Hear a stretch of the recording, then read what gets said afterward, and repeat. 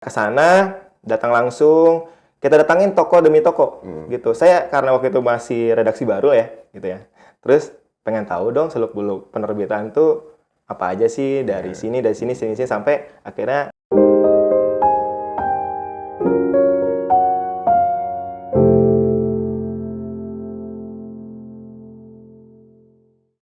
Teman baca, salam. Bersama Nabil Ihsan dalam Book Talks to You di Behind the Book. Seringkali kita dibuat merasa jengah dengan buku bajakan. Dan buku bajakan juga membunuh kreativitas para penulis serta mematikan industri penerbit. Saat ini sudah bersama Mas Bayu dari penerbit Bukune. Kita bakal ngobrolin detail soal pembajakan buku. Mas Bayu, buku bajakan itu kan sudah nggak aneh di dunia penerbitan buku. Nah, apakah benar buku yang bestseller itu bisa menjadi target pembajakan? Oke. Nah, terima kasih sebelumnya Nabil ya, sudah ngundang saya ke sini. Oke, jadi ada nggak sih kolerasinya antara buku bestseller sama buku bestseller adalah buku yang pada akhirnya nanti akan dibajak.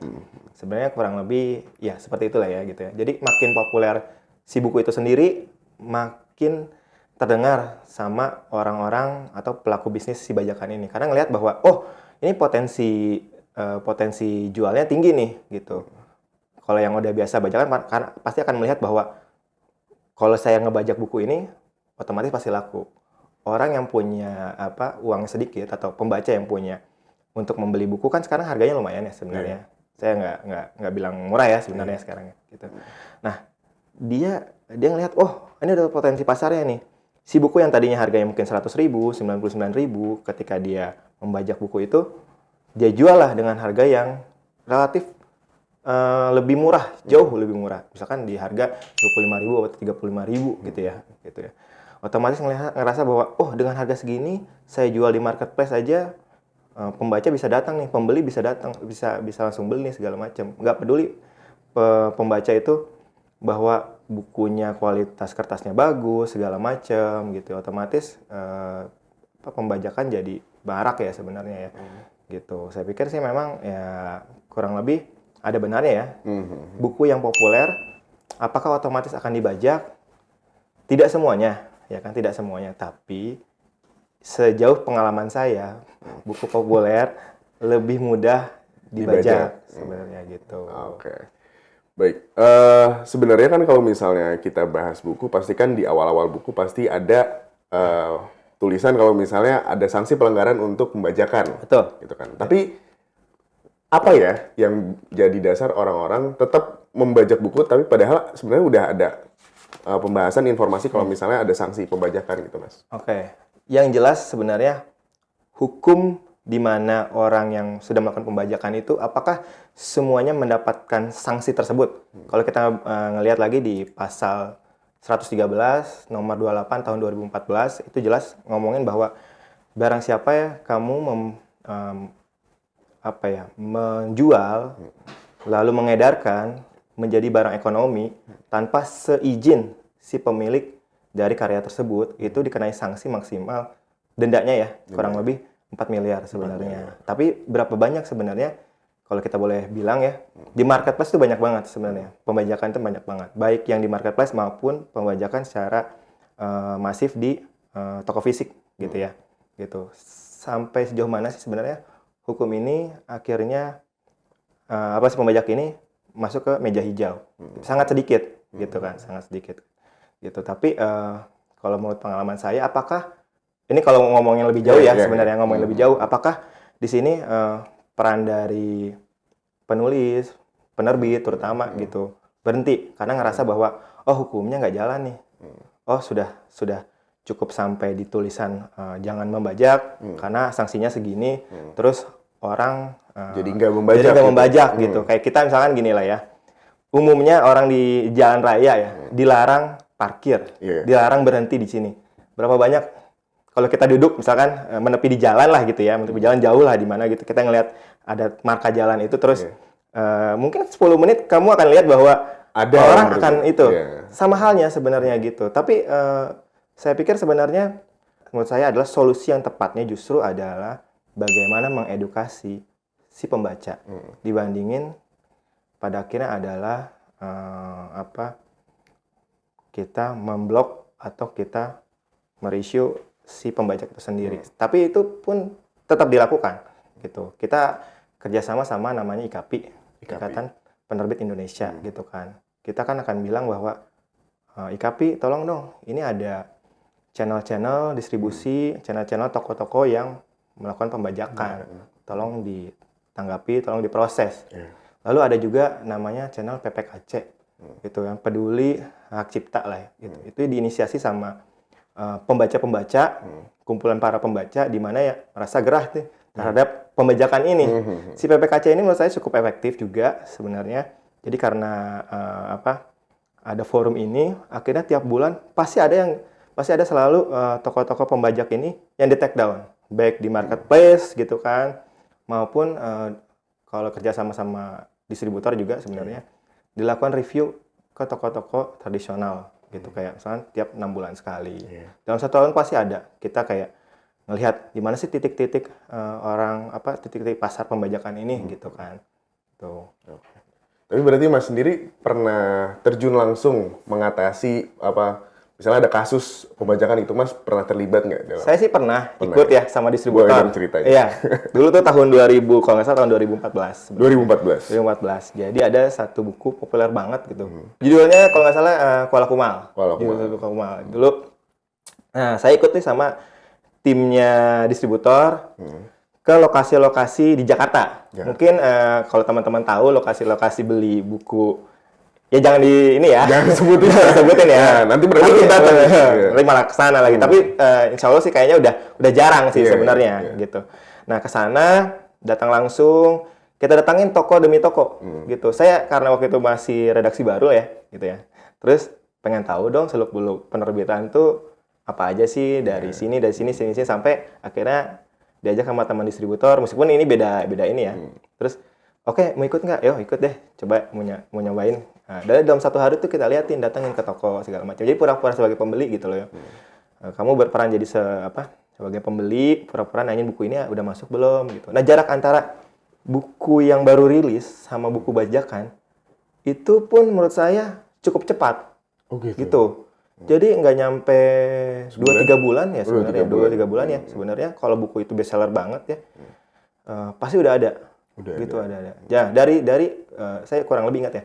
Jadi sekitar 20 toko yang saya datengin ya. Nah, 5 diantaranya memang sudah menjual buku bajakan itu. Nah, yang lain mungkin ya karena mungkin ngerasa bahwa siapa ini ya? Kok nanya ke sini ya? Kayak kita pergi ke counter HP ya, misalkan kayak mau beli HP merek itu, di sini harga jual ini. Terus si tukangnya bilang, si penjaga tokonya bilang, Pak, kalau mau beli ini, Bapak keliling satu mall ini pun harganya sama. Kan mereka pasti ada komunikasi dong, ya kan? Begitupun, pasti saya pikir gitu. Seuzonnya kayak gitu ya, gitu ya. Jadi kalau ada satu orang yang nanya bahwa si buku ini, nanti kalau ada orang yang kayak gini, nanya buku ini, ya kamu jawab ini, gini, gitu. Gitu. Jadi, sebenarnya tadi balik lagi pertanyaan yang pertama ya, buku bestseller itu cepat kok sebenarnya. 2-3 bulan. 2-3 bulan, gitu. Ada nggak yang lebih cepat dari itu? Mungkin kemungkinan. Mungkin cepat ya. Ada ya? Enggak sih. Enggak ya? Itu udah paling cepat menurut saya. Paling cepat, ya? Sejauh ini itu udah paling cepat. 2-3 bulan itu? Iya. Rekor? Iya, rekor. Oke. Soalnya si pembajak ini pun menurut saya ya, dia apa istilahnya? Bahasa kerennya tuh gape ya. Gape itu apa ya? Melek ya. Oh, melek sama tren buku saat ini gitu. Nggak mungkin dia nggak tahu apa yang dia jual gitu. Misalnya kayak kalau biasa jual oleh elektronik, suruh jual buku, orang kan akan bertanya-tanya gitu, atau dia juga akan bertanya-tanya gitu kan, saya jual apa sih, barang apa sih gitu kan. Gitu. Oke. Sebenarnya buat informasi awam nih buat teman baca sekalian di rumah yang sedang menyaksikan, mungkin kita penasaran banget nih gimana bedain buku bajakan dan buku asli gitu. Mungkin dari segi apanya nih Mas yang bisa dibedain? Boleh. Ini salah satu buku ya. Kalau mungkin boleh dilihat ini judulnya Kami Bukan Sarjana Kertas, dari penulisnya adalah JSK Iren. Nah, ini saya sama editor terus sama Mas JSK Iren sendiri, penulisnya sendiri. Kita waktu itu sengaja beli buku bajakan ini di salah satu marketplace. Gitu tahun 2000, kalau nggak salah 2017 18 ya, atau 19 kalau nggak salah gitu. Karena kita ngelihat bahwa banyak sekali pembaca yang nanya ke akun penerbit sama penulisnya sendiri. Kok ada sih yang menjual buku ini jauh di luar dari harga normal?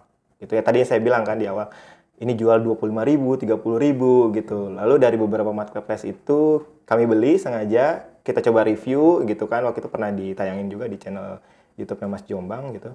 Nah, yang membedakan sangat jelas sebenarnya gitu kan. Dari segi fisik, kalau misalnya teman-teman bisa lihat sebenarnya di sini kertasnya sendiri, ini kalau saya pegang ya sebenarnya lemas banget kertasnya, kualitasnya juga kurang baik, tanpa finishing ya, tanpa finishing. Jadi ini tuh tanpa finishing, benar-benar tanpa finishing. Kayak cuma kertas di print out gitu, udah gitu aja, terus dilem. Lalu, nah biasanya kalau buku asli itu pasti ada semacam istilahnya itu kami bilang finishingnya tuh kayak spot UV, laminasi doff gitu, yang membedakan antara si gambar-gambar ilustrasi ini sama si backgroundnya gitu ya. Ini kan ilustrasi lah, kita anggap ini ilustrasi, ada nama penulis segala macam. Biasanya kalau yang asli itu di highlight gitu, kayak ada timbul gitu ya. Mungkin biasanya ada juga yang memakai hologram ya gitu. Terus di belakangnya backgroundnya juga lebih cerah, lebih segala macam gitu ya. Nah, lalu kita masuk ke dalam isi ya. Oke. Nah, di sini ini jelas banget bisa dilihat. Nah, isinya sendiri nih di potongannya, potongan cuttingnya ya. Cutting si bukunya, lihat bahwa ini tuh ya, jaraknya mepet banget sampai ke atas gitu ya. Jadi nggak proper sebenarnya, bisa dilihat gitu. Otomatis teman-teman tuh kalau baca jadi nggak nyaman, terus miring-miring segala macam gitu. Nah, terus juga teksnya beberapa saya lihat di sini ada yang pudar, nggak bisa terbaca dengan baik gitu ya. Tuh. Lalu biasanya juga ada buku yang sebenarnya kalau kita biasanya ngakalinnya adalah gini. Yang menjadikan tandanya ya buku asli itu. Misalkan di sini ada blocking warna hitam ya. Kalau bajakan tuh pasti nggak akan bisa hitam legam. Pasti dia tuh kayak hitam fotokopian, tau nggak sih yang ngeblur segala macam gitu ya. Nah gitu. Lalu apalagi ya? Lalu di segi lem misalkan, terus apa namanya? Nah kalau misalnya teman-teman bisa jeli, ini tuh sebenarnya miring. Teksnya sendiri ini miring nih sebenarnya. Iya. Miring. Iya benar. Iya gitu. Jadi secara tampilan fisik pasti beda banget sama buku yang asli gitu loh. Gitu. Gitu Nabil. Oke. Jadi itu ya teman baca. Untuk membedakan mana buku yang asli dan buku yang bajakan. Tapi bisa dibilang ya buku bajakan itu buku palsu. Ya iya sih. Iya betul. Ya, buku bajakan buku palsu juga. Iya. Oke Mas, lanjut nih. Kalau misalnya buku versi digital Mas, apakah lebih rentan untuk dibajak atau mungkin ya bisa dibajak juga gitu buku versi digital? Oke, ini pertanyaan yang menarik nih Nabil. Makin kesini sebenarnya pembajakan itu makin kreatif ya, kalau saya bilang ya. Makin kreatif, makin jago lah gitu. Dari sumbernya dulu ya, saya mau bahas dari sumbernya dulu. Apakah orang yang membajak buku fisik adalah orang yang membajak buku digital? Bisa jadi iya, bisa jadi tidak. Gitu. Orang yang biasa membajak buku digital, apakah caranya bagaimana ya? Atau misalkan kenapa itu bisa terjadi ya? Sebenarnya kalau dari versi digital tuh berarti kita ngomonginnya e-book ya. Ya. Kalau kita dari penerbit rata-rata ya, penerbit tuh mengibukan buku ya, gitu. Misalnya kita mau terbit nih satu buku, pasti biasanya rata-rata menjadi 2 versi. Pertama ada versi cetaknya sendiri, kedua ada versi e-booknya. Lalu mendapatkannya di mana? Biasanya mendapatkannya adalah kalau kita biasa menjual di Google Play Store sebenarnya gitu. Orang dengan sebuah akun membeli itu dengan channel pembayaran yang sudah disediakan, lalu dia mendapatkan e-booknya segala macam ya. Biasanya kan ada preview dan segala macamnya gitu ya. Caranya gimana sih rata-rata orang membajak itu dengan versi e-book? Nah, kreatifnya itu ini takutnya jadi contoh ya. Cuman jangan ya. Tapi kurang lebih bersih sebenarnya. Lebih bersih daripada orang yang membajak buku fisik. Kalau buku fisik mungkin satu-satu kalau dia beli aslinya dulu, dia copotin, dia scan segala macam gitu ya. Kalau yang e-book tuh, nah dia meskipun nggak punya dalam bentuk PDF-nya, nah dia bisa memakai sebuah aplikasi segala macam gitu. Lalu diedit sekian rupa, lalu disusun gitu. Disusun ulang. Memang agak repot ya. Tapi lebih bersih. Lebih rapi. lebih rapi. Bayangin kalau yang orang yang membajak e-book ini bekerja sama sama orang yang membajak buku fisik. Kamu akan mendapat buku bajakan yang lumayan sebenarnya. Iya. Tapi ya itu saya bilang, itu untuk membajak itu orang butuh kreativitas dan waktu yang lebih panjang juga sebenarnya. Apakah orang-orang ini sengaja membajak? Bisa ya, bisa enggak juga sebenarnya Nabil. Tapi kan seniat itu berarti. Berarti niat, iya betul niat. Karena kalau misalkan saya pernah, saya minta ya, teman saya kita tuh punya kayak semacam teman-teman baca ya, pembaca ya, yang sering berkomunikasi sama penerbit. Bisa nggak sih dapetin channel orang-orang ini kayak misalnya di forum ya, di sebuah forum gitu, tanyain, kamu tuh kok bisa dapat buku ini, gimana caranya segala macam gitu. Oh, niat dia awalnya aja pengen ngebagiin ke teman-temannya. Nggak mampu beli di salah satu buku, nggak cukup dana untuk membeli satu buku, tapi pengen punya banyak bahan bacaan gitu. Tapi punya kemampuan untuk mengedit itu, gitu. Awalnya gitu, tapi kan ketika disebar udah beda soal dong. Iya. Jadi pembajakan. Jadi pembajakan namanya. Gitu. Tapi kalau misalnya kita buka marketplace nih Mas, dan ternyata dijumpai juga banyak buku-buku yang tidak ori, itu menurut Mas gimana? Ya, itu saya sendiri sebenarnya kalau lagi belanja ya di marketplace, sering saya juga ngecekin kayak judul-judul yang baik populer, baik enggak, segala macam, apapun yang sudah di-release sama penerbit ya sebenarnya. Saya coba ngecek segala macam gitu ya. Biasanya sih saya lempar deh ke teman-teman gitu kan.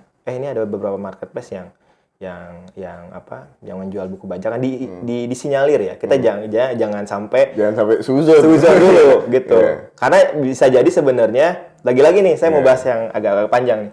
Jadi gini, buku itu masa jualnya lebih pendek dari produk lain sebenarnya. Gitu ya. Misalkan ada buku yang tidak bertahan di rak toko buku lebih dari 1 tahun misalkan. Kita anggap terjauhnya 1 tahun. Pada kenyataan sih kurang dari itu sebenarnya, 1 tahun. Lalu si buku ini akan reduce untuk harga jualnya.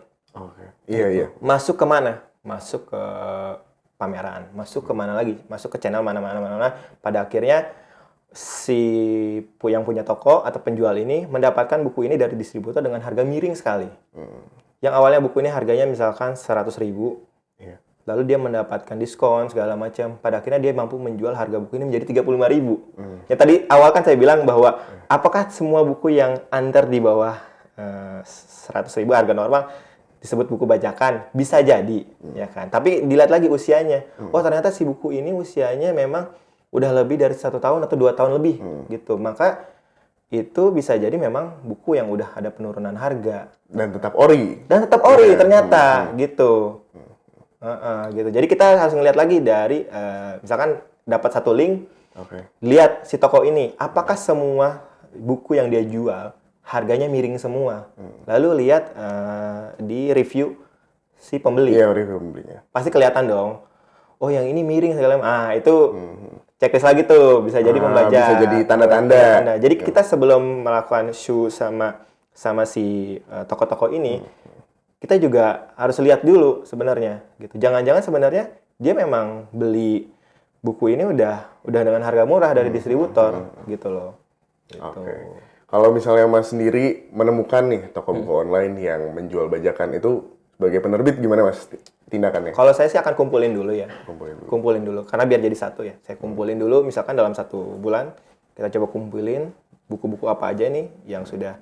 Tapi benar-benar tadi ya, kita harus jeli juga ya. Jangan sampai kita pengen take down si toko yang ada di marketplace ini, kita ngomong ke Tokopedia, ke Shopee segala macam. Lalu mereka merasa bahwa saya nggak membajak. Ini saya dapat bukunya asli dari distributor dengan harga miring karena ya harganya sudah lama gitu kan. Makanya kita harus jeli juga gitu. Banyak juga penulis yang sebenarnya juga bertanya itu, kok buku saya jual harga segini di toko ini segini ini. Kita tampung semua informasi itu, kita tampung segala macam, lalu kita olah. Kita kerja bareng-bareng lah ya sama penulis, sama pembaca juga gitu kan, buat ngumpulin data-data tersebut, lalu kita ajukan kemana? Bisa ke IKAPI, ke PPKC tadi yang saya bilang gitu. Di situ kita proses, Kita jalurnya kalau misalnya di marketplace, kita coba hubungin marketplace-nya, minta tolong di take down, ya kan? Itu karena udah ada kerjasama sebelumnya sama si marketplace ini, gitu kan. Jadi lebih mudah sebenarnya, gitu. Prosesnya berapa lama sih Mas kalau misalnya melakukan tindakan dari pembajakan? Nggak ada yang sama ya sebenarnya prosesnya itu. Ada yang cepat, ada yang lama juga gitu. Karena mungkin misalkan gini, di satu toko ternyata nilai secara tokonya sendiri di marketplace gitu cukup tinggi ya. Nah di situ biasanya ada defense gitu dari si pemilik toko sama si marketplace. Karena mungkin juga ngerasa bahwa apakah benar si toko ini melakukan pembajakan? Tolong dilampirkan bukti dan segala macamnya. Karena mungkin nilai jual si toko ini lumayan dalam bulan gitu ya. Dalam bulan tuh bagi marketplace lumayan. Kalau saya main tutup aja, saya kehilangan dong. Kehilangan toko ya. Toko itu dong gitu. Boleh dong diinformasikan secara lengkap apa yang dibajak, apakah coba sudah membeli produk dari si toko itu. Jadi cukup lama tuh. Kalau nilainya yang tinggi ya, gitu ya. Itu bisa jadi memang berapa ya? Mungkin kurang lebih ya 6 bulan lah. 6 bulan. Gitu. Sampai apakah pernah masuk ke meja hijau? Pernah. Ada 29 kasus kita, ini saya bareng sama teman-teman yang membantu ya, penerbit dan penulis gitu, 29 kasus. Itu sampai ke meja hijau dan dilakukan proses ganti rugi dan segala macam gitu. Sampai ke penutupan toko ya. Gitu. Jadi memang ya gitu. Prosesnya nggak bisa cepat gitu. Bagaimana bisa supaya prosesnya cepat misalkan gitu ya. Ya kalau misalkan udah pasti sekiranya udah tahu ya jangan membeli di toko itu gitu loh. Atau mungkin penulis sama pembaca merekomendasikan toko lain atau segala macam gitu. Atau langsung merekomendasikan toko-toko buku resmi gitu dari penulisnya. Betul. Atau kalau misalkan mau bertanya atau mau langsung menganggap bahwa toko ini adalah bisa jadi bajakan, bisa langsung ke marketplace-nya. Gitu. Itu kayak poin personal juga bisa sih sebenarnya kayak gitu. Tapi kalau misalnya kembali ke buku bajakan, buku bajakan itu dari sisi penerbitan, itu kerugiannya seberapa besar dan banyak sih secara material dan non material? Secara material jelas, Jelas, besar banget kalau material ya. Kalau kita ngitung eksemplar misalkan terhadap buku yang bestseller, itu lumayan angkanya ya, gitu ya. Kalau non material pasti jelas lah, misalnya ini kerja keras penulis terutama dan penerbit udah ngeluangin waktu segala macam, ada ada ide yang keluar, kolaborasi segala macam. Kita ngomongin bahwa buku ini adalah tiap buku bagi penulis dan penerbit menurut saya adalah karya yang masterpiece gitu ya, yang ngebuka jalur ke jalan selanjutnya gitu ya. Ketika dibajak, gimana dong perasaan kita dong? Bagi editornya yang sudah membantu mengedit si cerita yang tadinya agak melenceng, lalu diubah sedikit, lalu kerja bareng, oh saya ngasih ide ini ya gini-gini ya, penulis juga suka segala macam, akhirnya kolaborasi dan jadi satu karya, ya gimana dong? Wah, gila ya, akhirnya buku gue terbit, penjualannya bagus, tapi ada di sisi ada orang lain yang tanpa berpikir jauh seperti itu, ngebajak gitu aja. Gitu. Jadi ya jelas lah, materi dan materialnya ada gitu. Hak cipta buku itu kan ada di penulis ya, Mas. Berarti kalau misalnya pengajuan untuk pelaporan, itu berarti dari penulisnya atau dari penerbitannya? Kalau saya sih sebenarnya dua arah ya. Dua arah ya. Saya juga, maksudnya selama ini kerja di penerbit juga nggak yang ketika menemukan, misalkan sebuah toko lah, tadi di marketplace maupun toko fisik, ngejual buku bajakan, gitu. Nggak yang tutup mata terus saya diemin aja tuh. Oh, kok salah nggak saya bilang lah ke penulis lah. Takut ribet lah, takut apa. Enggak, justru kita bareng-bareng gitu. Ini loh ada yang bajak buku kamu nih. Yuk kita selesain bareng-bareng yuk. Gitu. Dari sisi penulis, jangan khawatir. Ini kerja bersama, ini kita selesain bersama. Tapi juga ada edukasi yang bisa kita kasih gitu. Kita obrolin ke siapa? Ke pembaca. Tadi balik lagi ya ke pembaca ya. Jadi sebenarnya pembacanya yang harus diedukasi gitu. Kamu jangan beli buku bajakan dong gitu. Kenapa? Karena ini gitu kan. Misalnya karena saya sudah menulis panjang segala macam, di sini ada menghargai segala macam gitu kan. Terus juga value-nya juga jelas gitu. Kalau kamu tidak punya uang untuk membeli buku saya saat ini, lebih baik kamu menabung gitu kan. Itu kan bisa ya kan. Terus channelnya apa lagi misalkan gitu.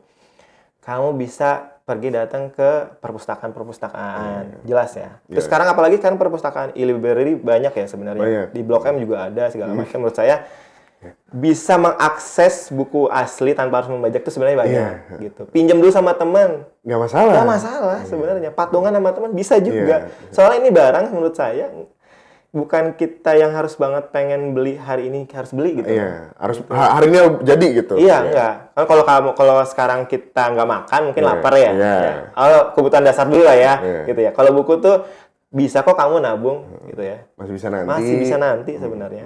Gitu. Jadi alasan membeli buku bajakan sih menurut saya irasional ya sebenarnya, irasional gitu. Gitu.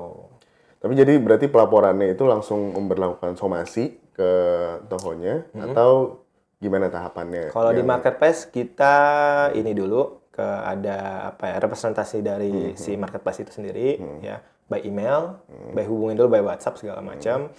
Nah biasanya mereka akan minta list gitu ya, listnya mana aja, list tokonya segala barangnya, macam. Mereka akan coba review dari sisi mereka dulu gitu. Kalau misalkan kita ngasih nih, misalkan kita ngasih 100 lah ya, banyak banget 100 ya. Misalkan kita ngasih 100 lah ya, mereka review segala macam gitu ya, melihat bahwa mana toko yang memang benar-benar membajak, mana yang enggak, ya kan. Tadi balik lagi tuh, ternyata kalau ada yang menurut mereka misalkan dihijauin ya, misalkan dihijaukan gitu ya, terus merasa bahwa ini tidak membajak kok, gitu. Bisa tolong dibuktikan sampel dan segala macamnya. Nah itu mungkin lebih lanjut lah gitu. Memang nggak secepat itu, tapi usaha tetap dilakukan gitu.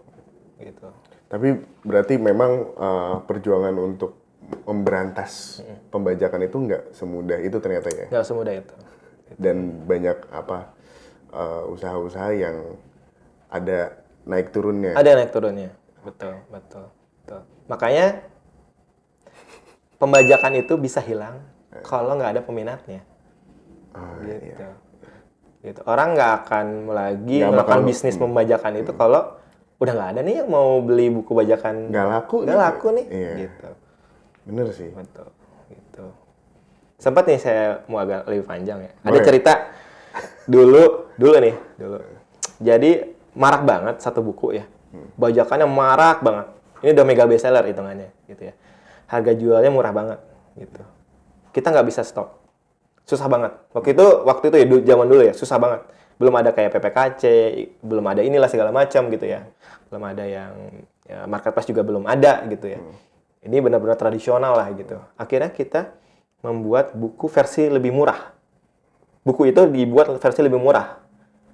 Oke. Iya. Yang tadi harga bukunya misalkan 50.000 ya. Zaman dulu lah 50.000 ya. Karena sekarang udah konversi dan segala macam ya. 50.000 gitu ya.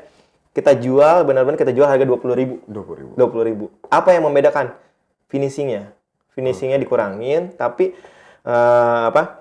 kualitas isinya tetap sama. Bahannya, iya. Lalu kita datang kemana? Ke kantong-kantong di mana pembajakan itu marak. Gitu. Kita datang ke channel pertamanya siapa gitu. Lu daripada beli buku yang ini harganya ini segini, ini beli nih lebih murah 2.000 aja atau beli 3.000, gua kasih nih. Ini asli loh gitu. Nah, cara itu gitu loh. Oh gitu. Jadi dengan segitu dia akhirnya stop si pembajakan yang dari channel ini di stop, masuk distributor dengan buku asli yang lebih efisien dan murah gitu. Berarti itu salah satu cara untuk mengedukasi pembaca, gitu kan. Tapi kalau misalnya ini buku bajakan itu kan sebenarnya kalau ditelaah lebih jauh ya, yang melakukan pembajakan itu kan sebenarnya nggak mendapatkan untung sama sekali kecuali dari penjualan bukunya, gitu. Selain cara tadi yang memberikan buku yang versi lebih light-nya, lebih light, gitu. Betul. Ada nggak sih cara lain untuk mengedukasi pembaca supaya tidak membeli buku bajakan? Edukasi sih menurut saya lebih, kalau anak-anak sekarang sih sebenarnya lebih seneng dinaikin gengsinya ya sebenarnya. Pride-nya itu. Iya, kayak misalkan datang ke acara-acara temu sama penulis. Pasti kan dia membawa buku dong. Harus dong. Malu dong bawa buku bajakan dong. Ya kan.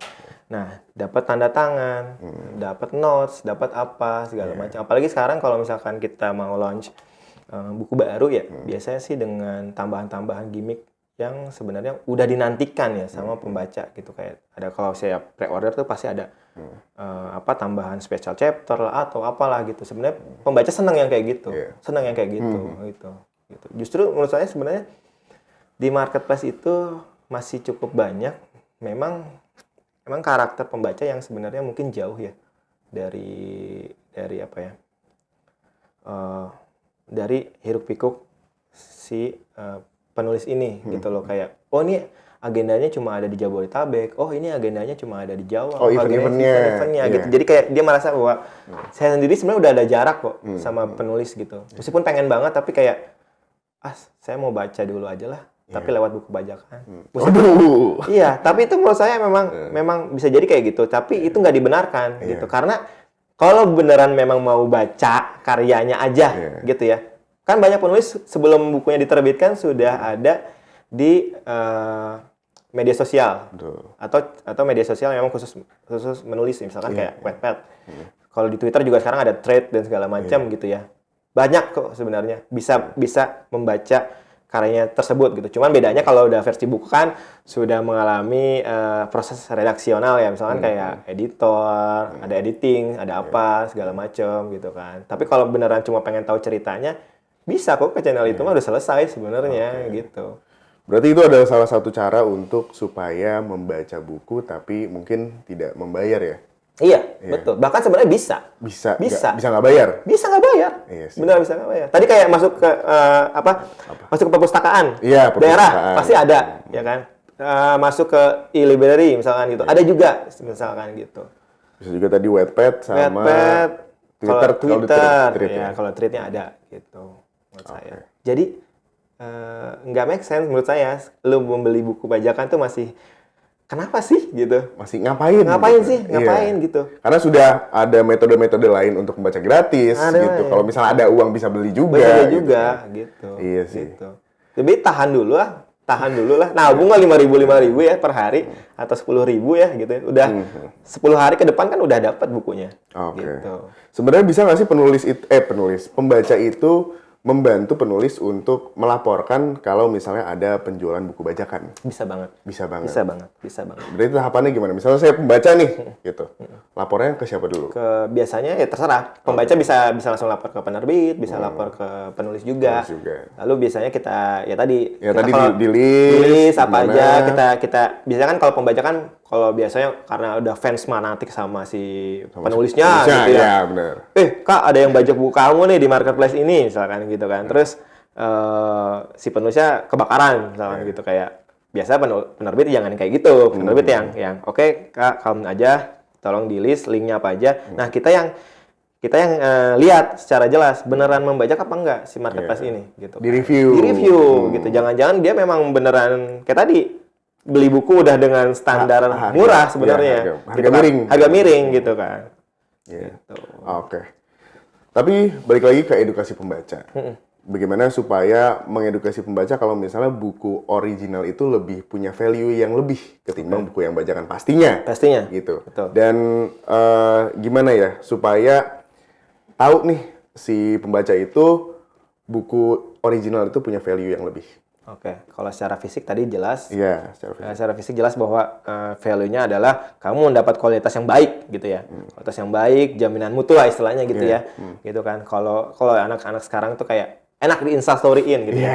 Selalu beli barang apa tuh kayak enak di Instastory-in, di review enak, di notice juga sama penulis sama langsung sama penerbit juga gitu kan gitu. Sebenarnya tiap bulan pun tadi kalau misalkan mau bilang bahwa apakah pembaca mendapat kesempatan untuk mendapatkan buku secara gratis? Bisa juga sebenarnya kita banyak penerbit yang ngelakuin giveaway kok sebenarnya. Kuis segala macam. Sebenarnya kalau rajin mencari gitu, dan mengikuti bisa loh sebenarnya gitu. Jadi bisa mempunyai perpustakaan tanpa modal sebenarnya. Bisa. Oke. Mas Bayu mungkin bisa disampaikan sepatah dua patah kata untuk para pembaca, teman baca di rumah yang sedang menyaksikan supaya menghindari perbajakan ini. Oke, buat teman-teman membaca itu udah hal yang bagus banget makan. Sebenarnya ketika kamu memilih untuk membeli buku bajakan, nah itu jadi satu yang salah.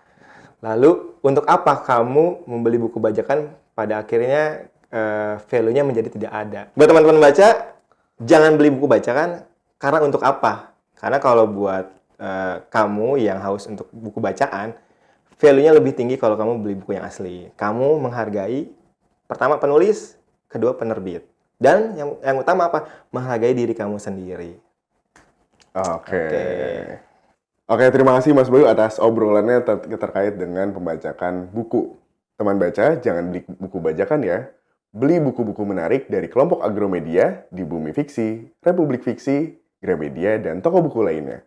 Selalu dukung buku original, jangan beli yang bajakan. Jangan lupa untuk komentar di bawah, dan terima kasih sudah menyaksikan Book Talks to You di Behind the Book.